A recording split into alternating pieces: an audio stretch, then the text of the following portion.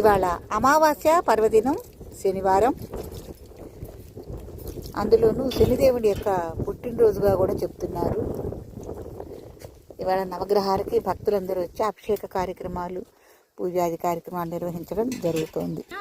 ఆదిత్యాయత సోమాయ మంగళాయ బుధాయ చ గురు శుక్ర శనిభ్యస్య రాహవే కేతవే నమః. నమో భగవతే నవగ్రహ దేవతాభ్యో నమః. కేతవే నమః.